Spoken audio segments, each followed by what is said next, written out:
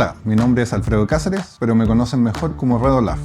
Me dedico a hacer ilustraciones que cuentan historias de misterios. Puedes haber visto mis trabajos en videojuegos, páginas web, mapas o libros. He colaborado con clientes como Simon & Schuster, Zoink, EA Games y Square Inc.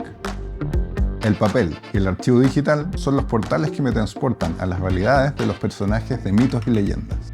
Dibujar es una forma de contar estas historias, además de canalizar mis emociones y conectar con los demás. Mi proceso creativo es un remix constante de objetos e ideas. Siempre me pregunto, ¿qué pasaría si incorporara esto o esto?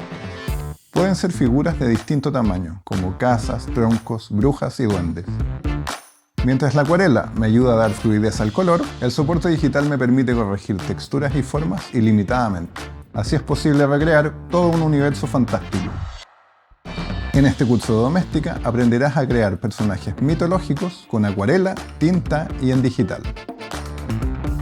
Como proyecto final, darás vida a tu propia criatura con estas técnicas. Empezaremos por perderle el miedo al error a partir de varios dibujos rápidos. Elegiremos un personaje a partir de un mito y le daremos un acabado más prolijo. A continuación, digitalizaremos el boceto y decidiremos qué detalles van a quedar en la versión final. Una vez impreso, lo calcaremos y pintaremos con acuarela. Cerraremos esta etapa añadiendo detalles con la ayuda de un rotulador. Pero si dibujar en papel no es lo tuyo, veremos cómo realizar todo el proceso con herramientas digitales, con las cuales también agregaremos los últimos pormenores.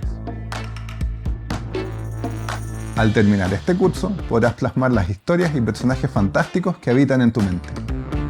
Para seguir este proceso necesitaremos acuarelas, pinceles, lápices y una computadora con una tableta gráfica y un software de dibujo.